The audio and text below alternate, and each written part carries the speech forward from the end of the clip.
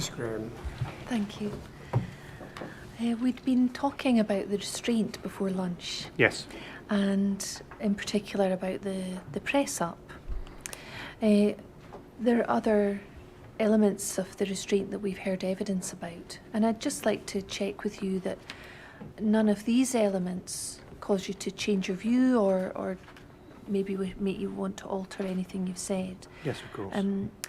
We've heard evidence from Dr Shearer that injuries she found at the post-mortem were consistent with the application of handcuffs. Yes. And we've heard evidence from officers about their attempts to apply, successful ultimately, to apply handcuffs Yes. to Mr Bayo.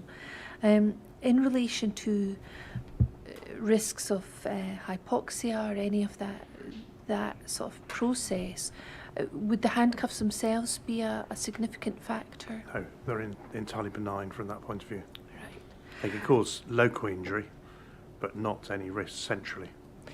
So not in relation to hypoxia or Correct. any of that. What about leg restraints? We've heard about attempts to apply leg restraints or fast tracks as they sometimes are called, and an officer straddling the legs of Mr Bayo and then rolling down, and leg restraints being applied by multiple officers. The principal risk from that could be that you get this localised lactic acid build-up in the muscles because they're not able to wash themselves out. So when you take the leg restraints off, there may be a surge of lactic acid into the blood. I don't know whether any of this coincided with restraints coming off. They're probably still on at the time he collapsed. We've heard evidence that they endeavoured to put leg restraints on and they were ultimately successful in doing so.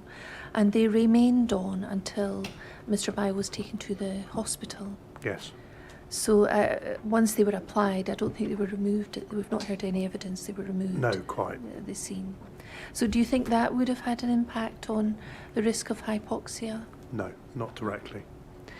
And then I think I described earlier, we'd heard evidence actually that an officer had used a baton in a manoeuvre on the upper arm area of Mr Bayo in an attempt, as I understand it, to control his arm so they could apply handcuffs.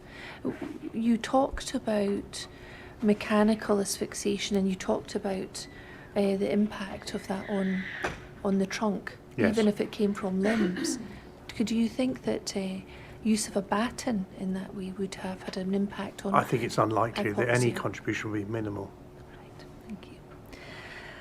We've heard, the chair has heard a lot of evidence from people in relation to pressure being applied, where it was applied to, force being applied, and weight to be applied. I don't want to put all of that evidence to you. Let me just put some of the evidence to you. Yeah. And this comes from a PC walker. Sheku Bayo was actively resisting with extreme force and was himself throwing punches at this point. This is at an early stage.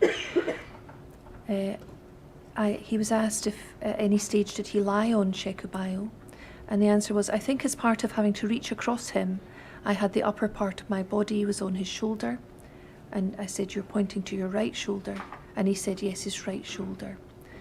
And I was asked about what did he mean by his upper body? He said, yes, it was just from the waist up. I was on my knees at that point, reaching across him. And I said, and that weight was placed on his right shoulder. And his answer was shoulder and his hands, because obviously I'm reaching across to put my hands on his hands, and I'm reaching across him so I could reach that far. And he was lying on the ground at that point. So that was just one example of much evidence the chair's heard about Yes. weight being applied, pressure being applied, and the level of resistance Yes. being demonstrated by Mr Bayo. Well, I think I touched on that before, that the resistance might be more manifestation of all the physiology going wrong in his system rather than resistance in the traditional sense. Mm-hmm. And in terms of that evidence about weight being applied, we've also heard other evidence about weight being applied, someone lying over or being Yes. seen to lie over Mr Bayo. Would that evidence be significant in terms of the risk of hypoxia? Yes, it would, because it's truncal compression. So those two aspects of breathing I mentioned much earlier of the intercostal breathing and the Remind diaphragm. me what that was. Yes, I think I mentioned it in my reports rather than live.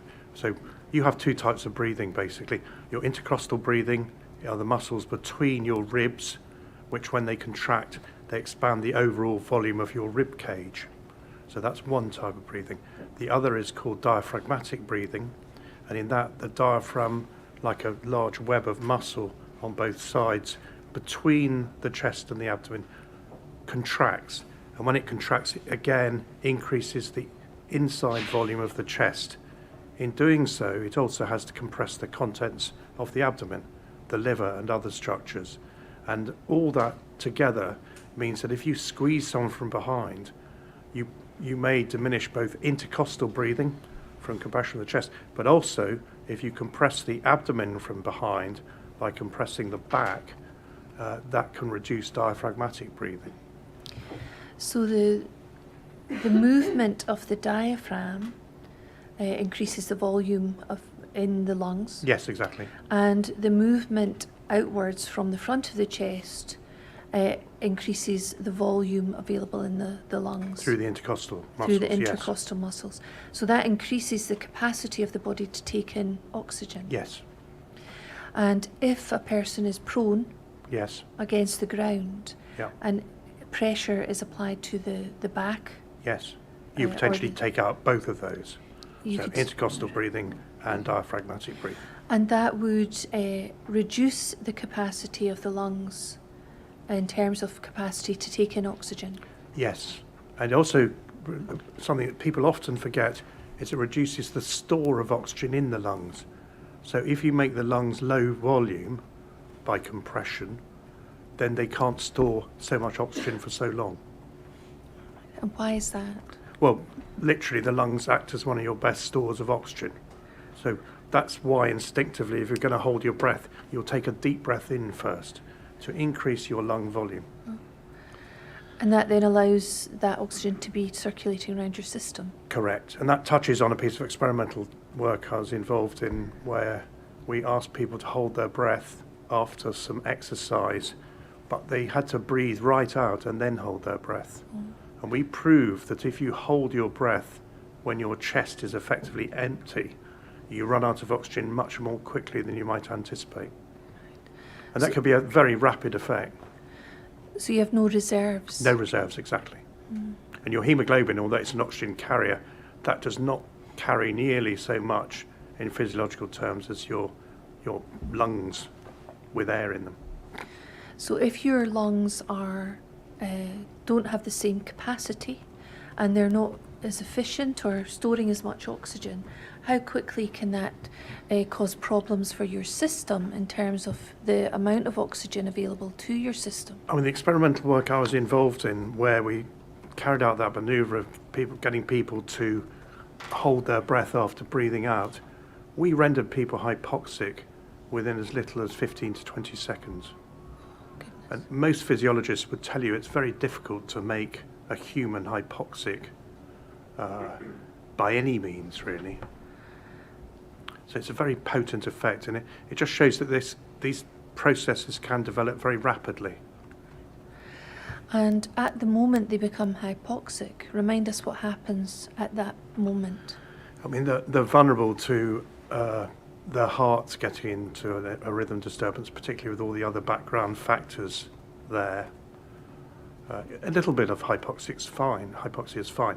I mean, if anyone goes on an airline flight and they pressurize the cockpit to, say, 6,000 to 8,000 feet, that will make everybody hypoxic, but not much. And it's when you go beyond a certain level, really, that it matters. Is this like people who climb Mount Everest? Absolutely. Yeah. There's less oxygen in the air. Less oxygen in the air because the air is effectively thinner. But they can still function for a while. Anyway. They can, and there are some physiological mysteries as to how on earth people can climb to the top of Everest without oxygen, and that doesn't really make much sense. Right. Thank you. And the other elements that I wanted to ask you about were the period of time. We've heard evidence that events took place over a very short period of time, and I wondered if that made any difference in terms of risks of hypoxia. You've obviously just described something that can happen in 15 seconds. Yes, absolutely. I mean, this is it's very fair to say that this is a pretty rapid collapse following restraint. But it may simply reflect the nature and extent of restraint and the background nature of Mr. Bayou. So the nature of the substances that he'd taken? Yeah. And also the extent of his perhaps struggle? Yeah, absolutely. I mean, we don't really see data published about risk and what people do, but I do know that in the prison service, they've been very cautious about prolonged restraint because they'd have a lot of experience of that. Without wishing to put a figure on what sort of time would matter, they have obviously realised through casework that the less time you do it for, the better, because it really is dangerous. Mm. And can I ask you to look again at your inquiry statement, please? Of course. So I'm interested in paragraphs 221, 222. Well, if we start with 221, this is an area of your statement where you talk about causation and restraint. Yes.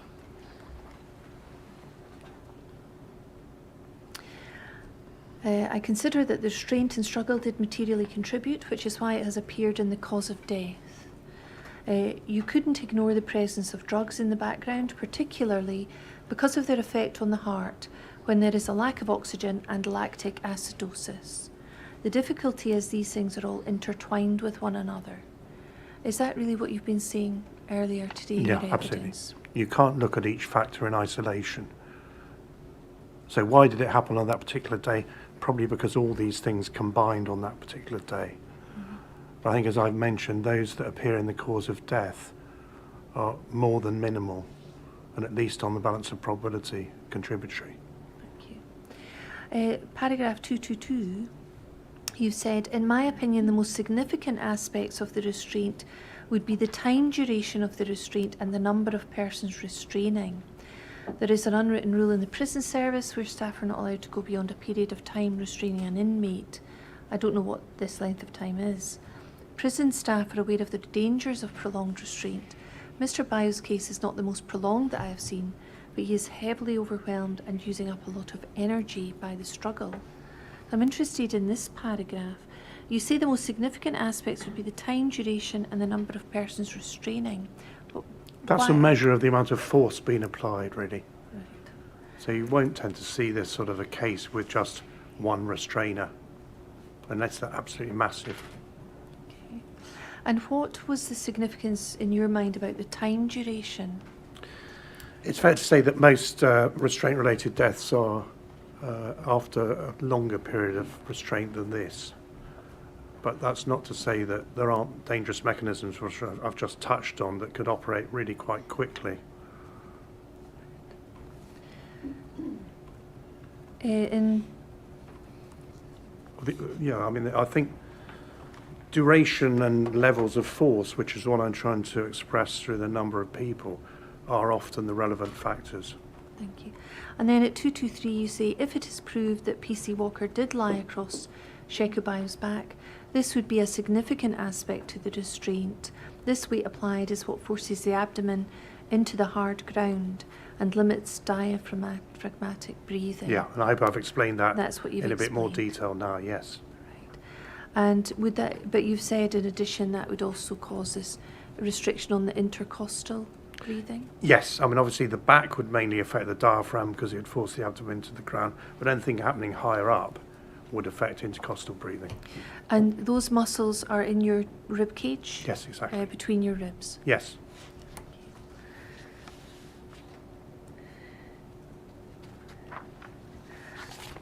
Can I move on in terms of the evidence we've heard? Just to give you some idea of the evidence, we've heard that police arrive at Hayfield Road at 7:20 in the morning. That by the time, we heard evidence from PC Tomlinson that by the time his emergency button was activated, Mr. Bayou was on the ground. That was 7:21. Yeah. I'm giving you approximate Sure. times.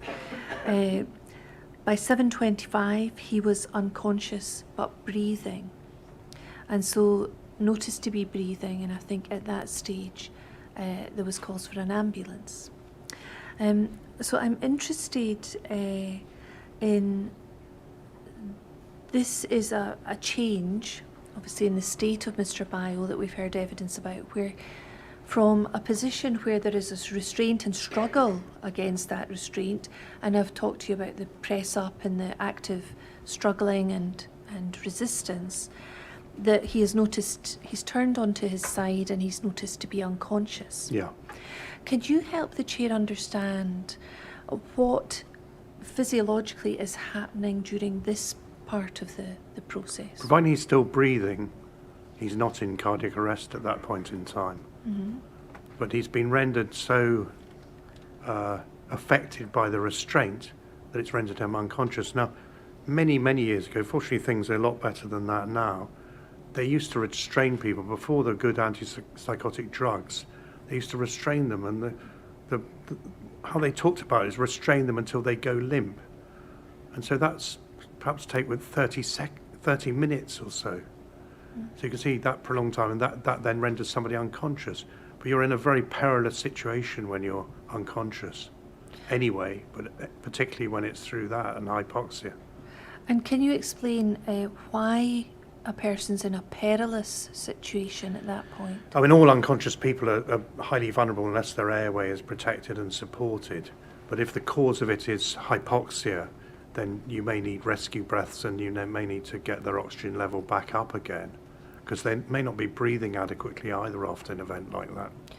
And if a person is unconscious because they are hypoxic, what is happening internally at that moment in time? So their brain is not functioning properly. And that then in turn will, unless things are corrected by some means, you'll end up with a cardiac arrest, which is of course what happened here.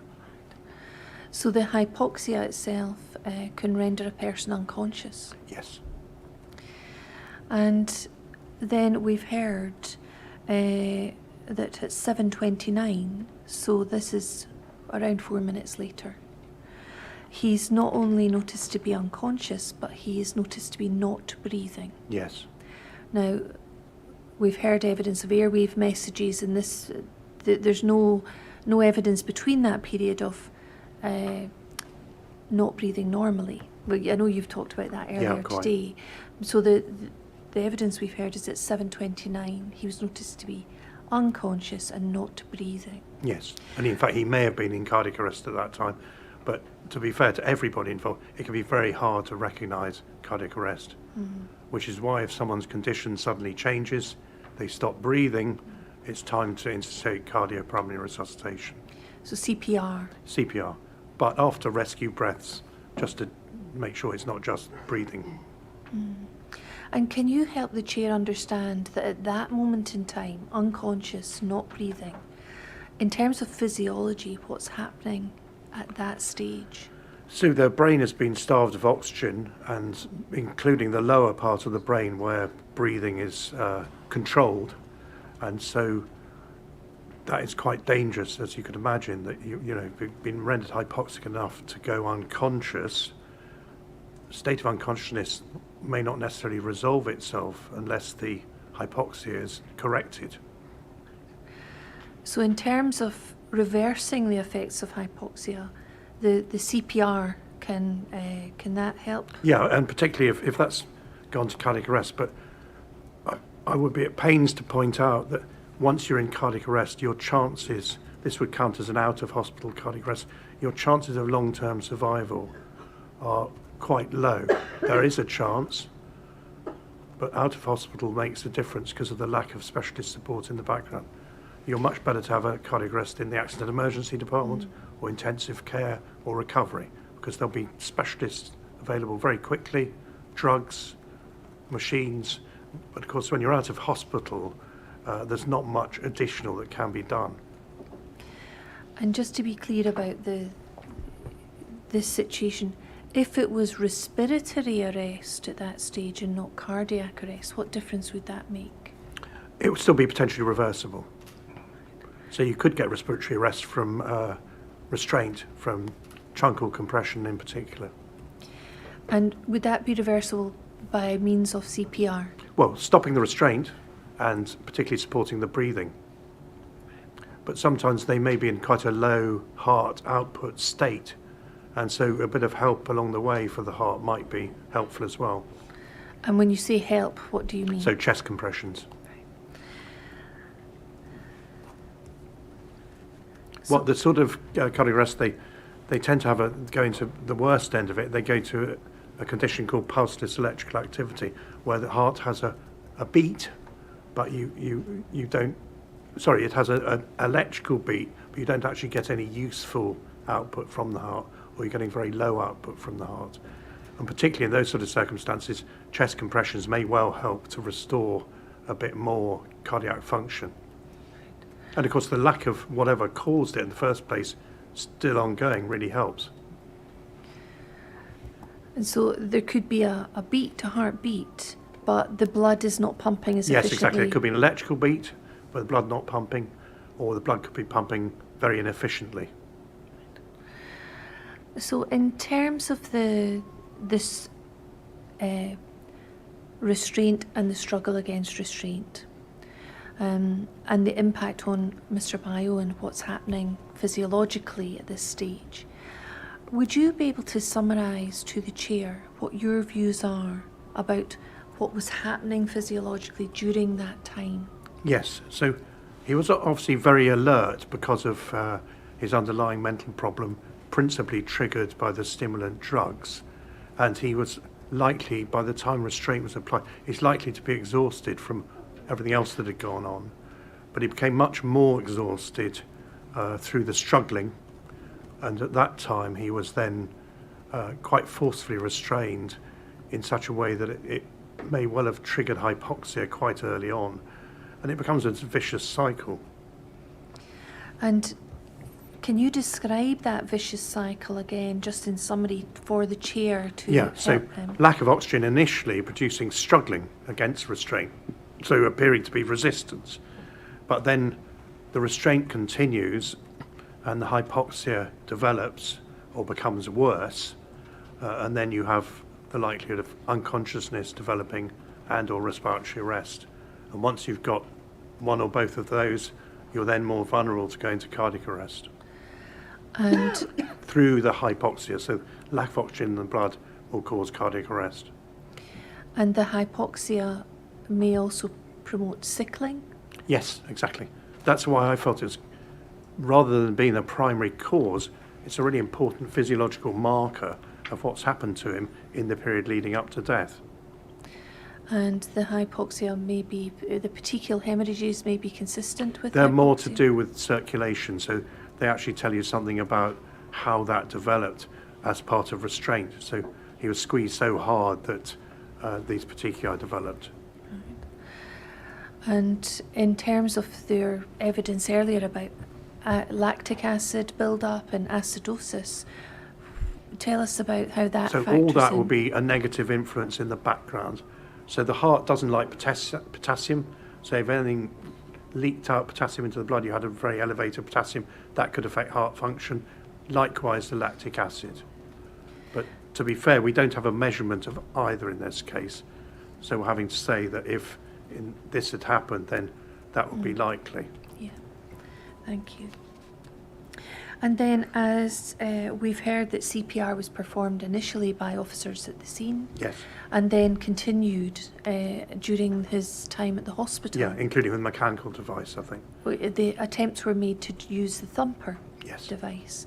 And can you explain to the chair the impact of that CPR continuing? He left the ambulance arrived at the scene at around 7:33, and then the paramedics arrived and they dealt with Mr. Bio and then took him to Victoria, which was within a very short distance away.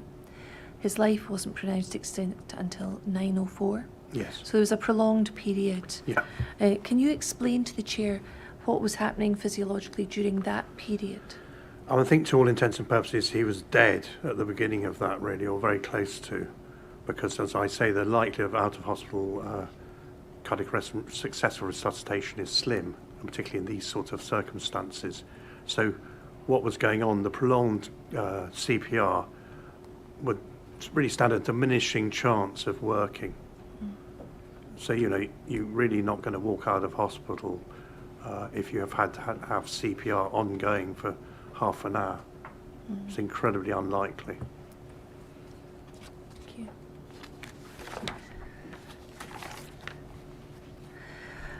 We've heard evidence from one of the doctors at A&E whose original statement at the time in 2015 noticed a pulse when he arrived at the hospital, but very quickly then took the view he'd gone into cardiac arrest. Yes.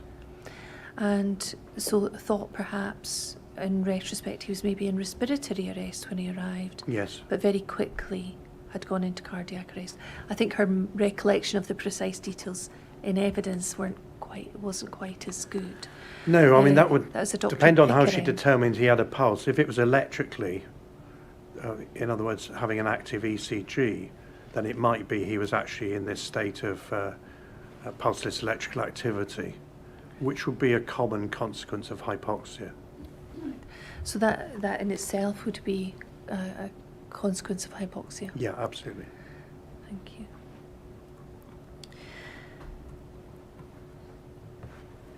Can I ask you about some hypothetical scenarios that we've heard about? Yes, of course. And the risks, if any, of hypoxia being caused now. Two of them relate to officers attending at a remote viewing position, so not approaching Mr. Bio at all when he's in Hayfield Road, or being closer to him, observing, watching, feeding back to ACR. So not actually engaging with him at all. I mean, could that put him at risk in any way? You know, the mere presence of police officers in the vicinity of hypoxia. Theoretically can contribute to fear, but I don't think otherwise. And what impact would fear have in relation to risks of hypoxia? Well, more the risk of culminating cardiac arrest, so the fear would be part of the background of all these other factors on his heart. Mm-hmm. Right. And then we've also heard some evidence from a witness regarding a process we've called de-escalation. Yes. I know about that. I did actually, years ago, I was a police surgeon in London with the Met Police for nearly 3 years. So I've dealt with this sort of thing many years ago myself. Right. And just to read out a short description of that for your purposes: engage in, negotiate and de-escalate, try to understand what's going on, allow them to inform the decision making about the process, provide additional updates, opportunity to communicate, key to building rapport, attempt to de-escalate, engage and negotiate. So Yes. it involves actual engagement Yes. with the person. And I'm interested in terms of risks of hypoxia, whether that process of de-escalation would incur any risks at all. No risk. It would reduce the risk. That's the aim of the whole thing. The only problem is, which to be fair to everyone involved, you may not be able to negotiate with them at all. Mm-hmm. Although a calm atmosphere is good even when people have, you know, these sort of psychotic problems. Dr. Lipsitch would be the better person to address that. The chair's heard evidence from... Yeah, so a calm atmosphere, you know, even if you've got mental illness, is potentially more useful than a really fraught atmosphere. Does a calm atmosphere help protect against hypoxia? Could do. But obviously it's not a primary factor. No. And then... I mean, sometimes, you know, you have lone police officers, or a couple, where the only thing available to them is de-escalation, and it works rather well quite often. And then the fourth scenario is called verbal dominance. It's been described as a hard stop, an authoritarian approach, wishing to try and control the individual, verbal dominance, approach of communication, a methodology of trying to dominate the individual by getting them to comply with your instructions to minimise the risk or minimise the requirement to possibly use other force. Yeah, I mean, all this potentially works if you're bad, but if there's something wrong with him mentally, it may not have any potential to work at all. And I think people are increasingly recognising that this sort of condition is, as I said before, an acute medical emergency, and there'll be no amount of de-escalation or domination that will help, and some of it might even make it worse. And would that apply to the verbal dominance hard I stop think version so, yeah, as well? yeah, absolutely. I mean, these people are very frightened, often, these acute psychotic states that are drug-induced, and so the hard stop approach is hardly going to help, really. Right, thank you. I mean, I've actually had cases of my own where somebody felt he was paranoid in his own flat. He felt that the police were going to get him with guns. And it was a sort of self-fulfilling prophecy because they did come with an armed squad round. And again, that didn't exactly help. Could you give me one moment, Yeah, please? of course. Thank you.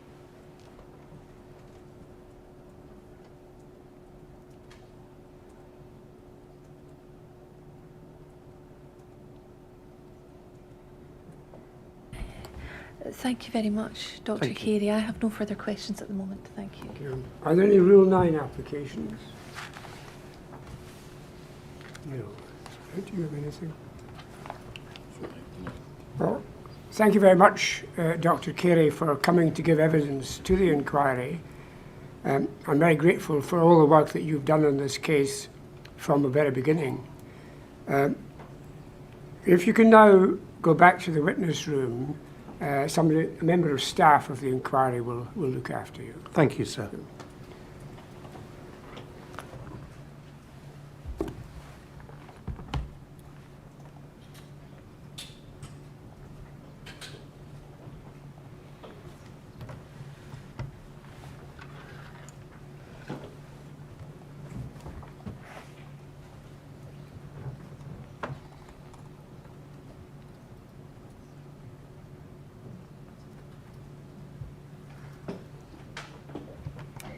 We've now reached the end of this hearing on the cause of death, and I wish to say something about the progress of the inquiry.